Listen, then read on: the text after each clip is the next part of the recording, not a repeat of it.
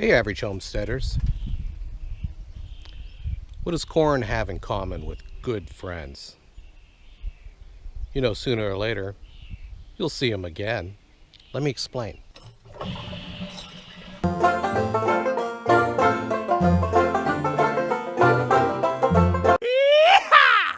Well, hello there, average homesteaders. Today we're going to plant some corn in my garden.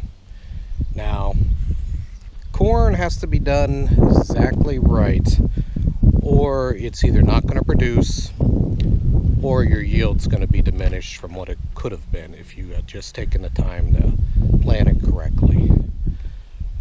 Let's take a look. Okay, when you're planting sweet corn, you want to plant it in a straight line.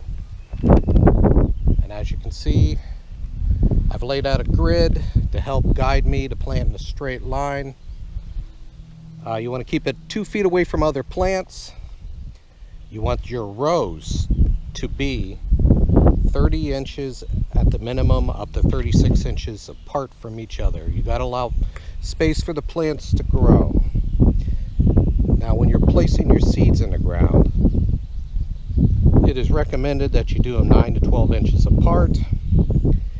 I've seen some people do it at 6 inches apart to get a better yield, but you're risking the pollination to not be complete, that your stalks not produce either complete ears or ears at all. Pollination for corn is basically done from the top down. The wind will basically loose the pollen and it will go down and pollinate the plant. Basically, you want to use a hoe. I have this type right here. It's got basically a pointy end. I mean, you can use a regular flat hoe and just turn it sideways. You'll get the same effect. You take your hoe, drop it in the earth, and you just drag it. The seed's going to be planted approximately about 1 inch down. I've seen other shows of professional farmers that do big time corn planting, and they put their seeds 2 inches down. It basically depends on the type of soil you have in your area. Around here, a lot of the soil is rocky and clay, and you don't want to bury your seed too deep because it's basically going to have to fight to survive, fight to get purchase on the ground. A lot of the corn roots are kind of like pine trees. The roots are more on the surface than deep bedded, which is another thing. You want to try to avoid areas where there's a lot of wind, because the corn doesn't root very deep in the dirt.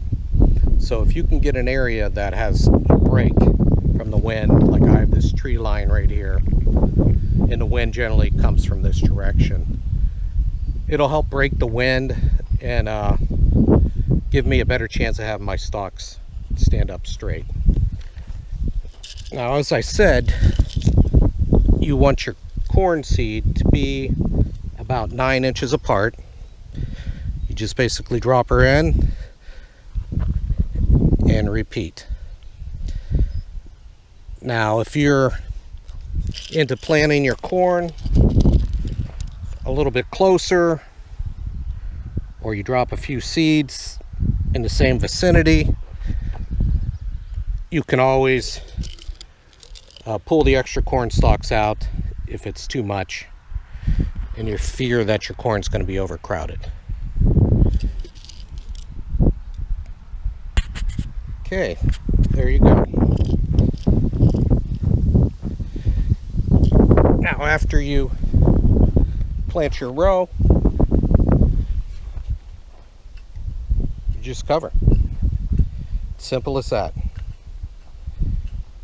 Now, you're going to want to water your corn right away,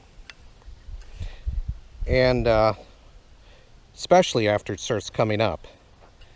You need to water your corn once a week. Unless you get ample rain, then you don't have to. Now, you don't want to overwater your corn because it'll prevent it from growing right, and you'll have a bad yield.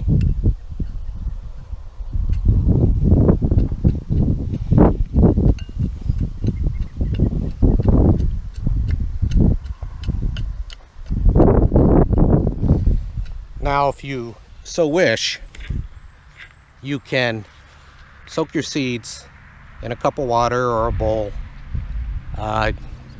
If you're going to soak them for about 8 hours. It'll help hydrate the seed before you put it in the ground, and it'll give it a jump start for growing. Especially if you live in dry areas, it might be a good idea.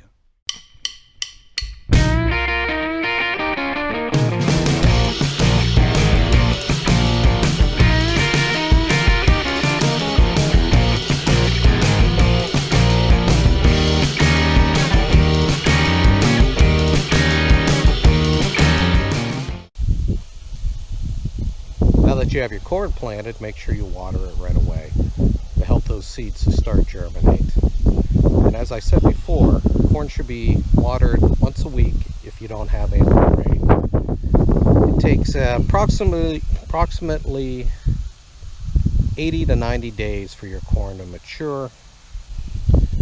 One thing you have to do is make sure all danger of frost is gone before you plant.